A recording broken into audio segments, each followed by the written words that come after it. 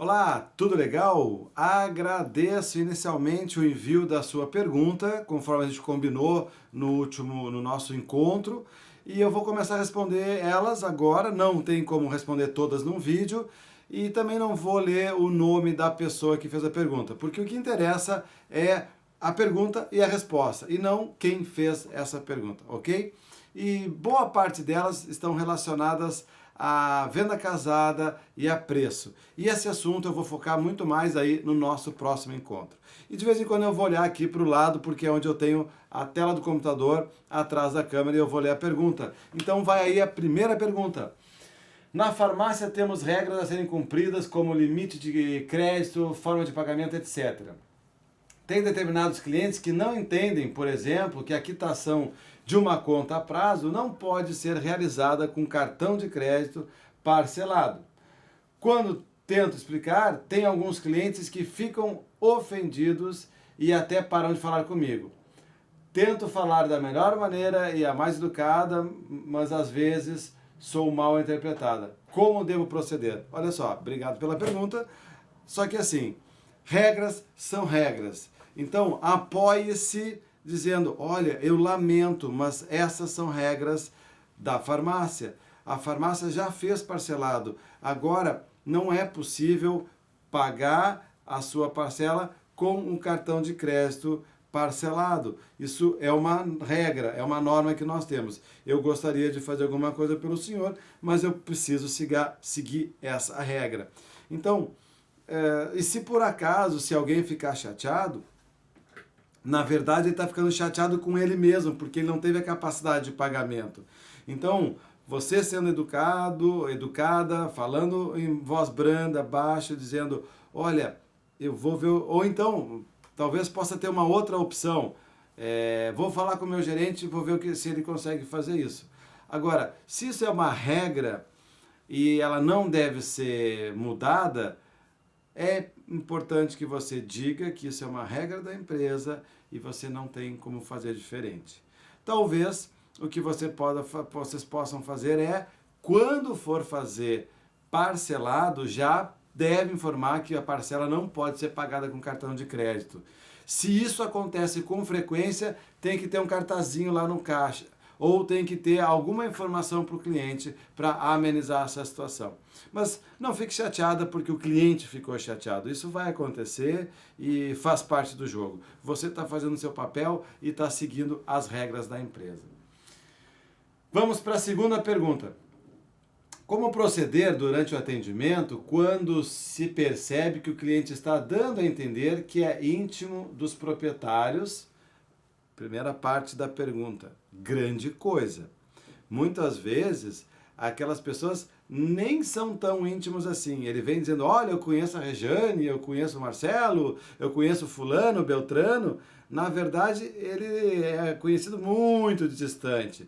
E se a empresa tem uma política de não quebrar regras, de fazer o mesmo para todo mundo, não fique com muito medo, com muito receio quando o cliente começa a dizer, olha que eu conheço fulano ou beltrano, ok? Porque a empresa precisa ter as suas regras. Mas vamos lá, continuando a pergunta.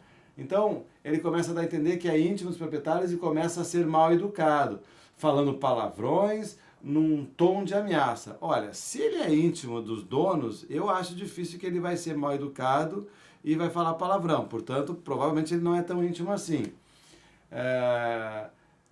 E como, por exemplo, ele, numa conta sua a prazo e diz que não comprou aquilo e que está sendo roubado. Observação, num horário de grande movimento com a farmácia cheia. Olha, eu tenho certeza que isso aí é a exceção da exceção. Isso não deve acontecer com frequência. E as exceções devem ser tratadas como exceção. Mas o que é fundamental você fazer nesse momento é tentar tirar o cliente de cena. Leva para o cantinho, leva para a sala. Se você quer passar por aqui, por favor, tenta tirar de cena. Agora, as pessoas muito me falam, Ricardo, mas que vergonha, o cliente estava gritando na loja e os clientes estavam olhando. Se você já teve presente em alguma loja onde tinha um cliente gritando, discutindo e falando palavrão, A vergonha não era para a loja, e sim para o cliente.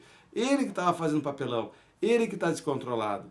Então, para pensar e veja o quanto a gente, quando vê isso, esses dias eu vi isso, eu fiquei, nossa, eu fiquei morrendo de vergonha por aquela pessoa estar fazendo aquele escarcéu, aquele absurdo. E não pensei nada de negativo em relação à empresa, ok? Mas a técnica é essa. Percebeu isso?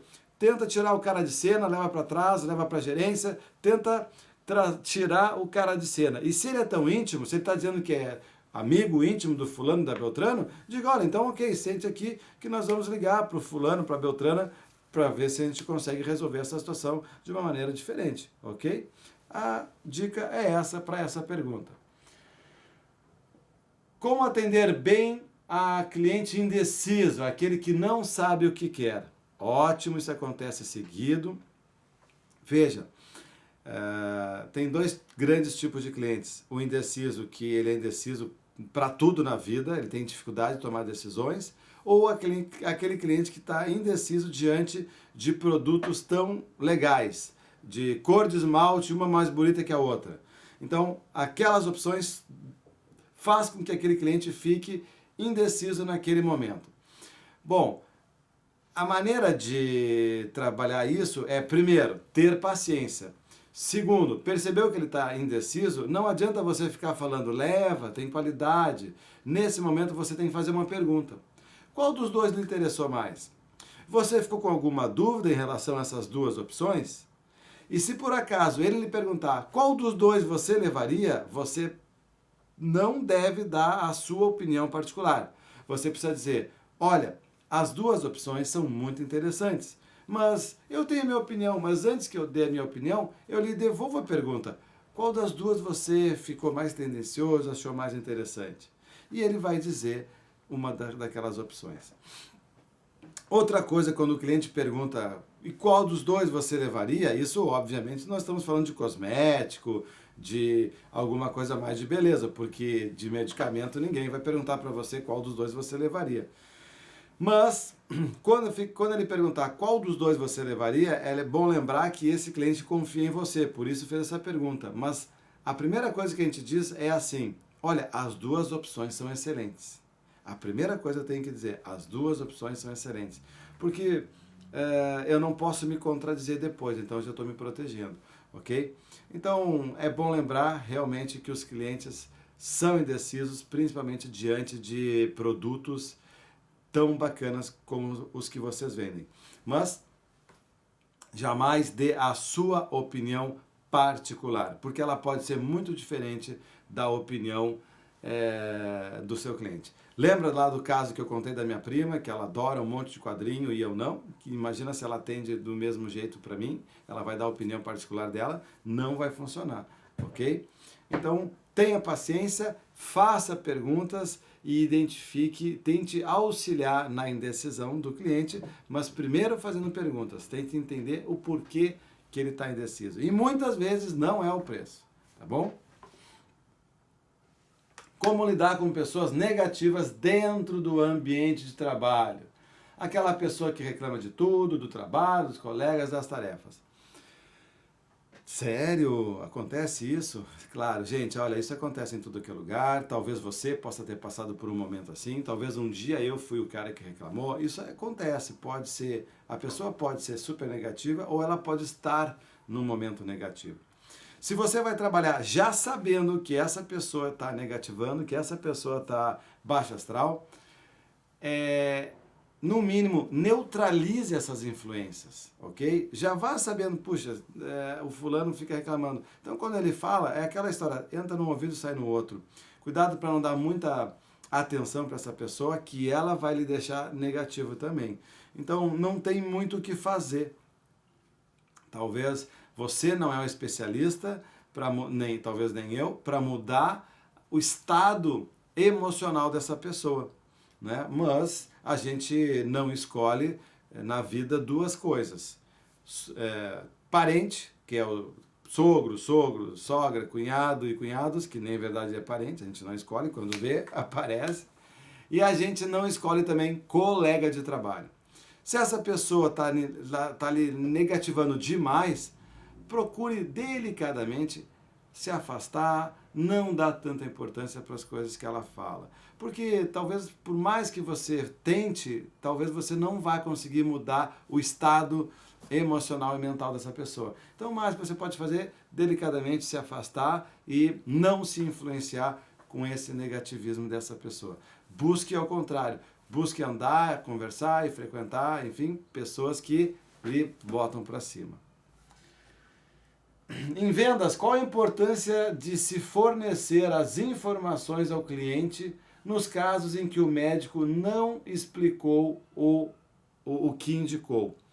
Olha, essa resposta seria interessante que você validasse com o seu supervisor, com a sua supervisora, gerente, com a Rejane, enfim.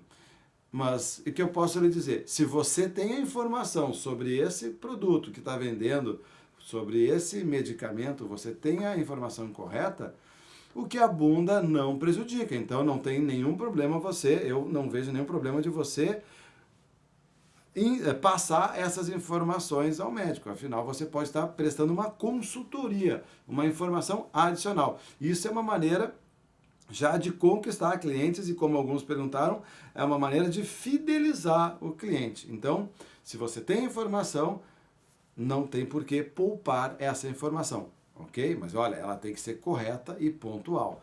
Você não é o médico dessa pessoa, cuidado para não alterar o tratamento dessa pessoa. Mas antes de tudo isso, valide aí essa minha resposta com os seus supervisores, ok? Vamos ver se tem mais um tempinho para responder mais uma.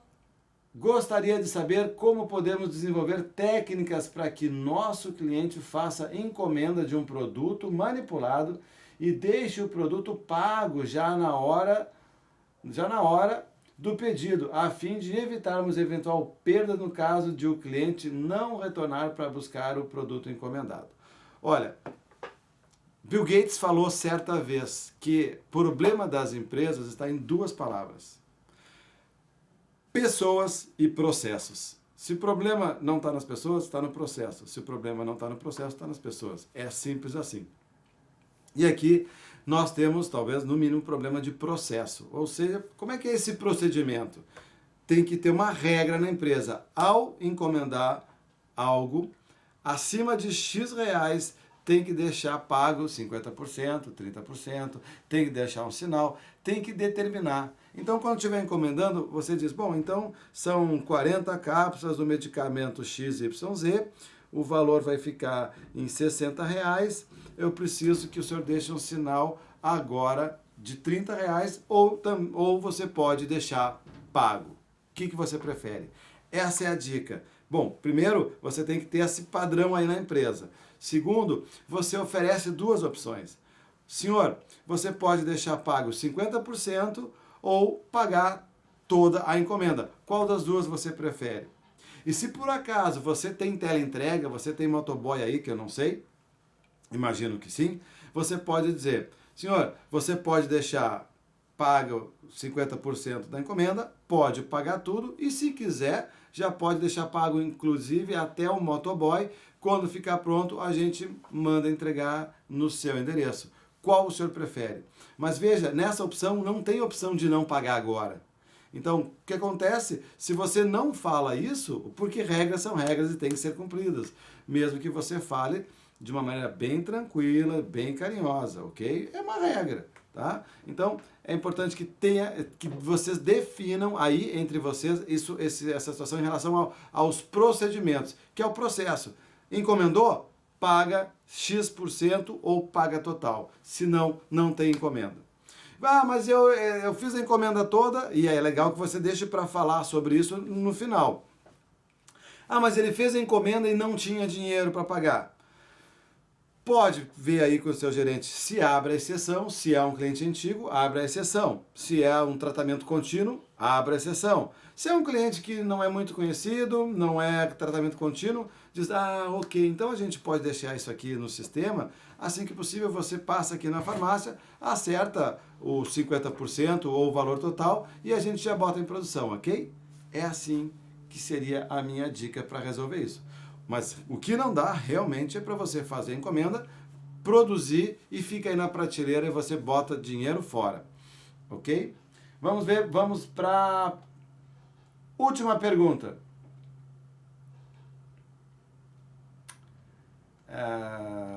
Peraí só um pouquinho. Como podemos fidelizar clientes em tempos de crise sem dar descontos? Ótimo! Vamos falar sobre isso mais aí no treinamento, mas eu já digo agora, o atendimento, a atenção, as informações adicionais,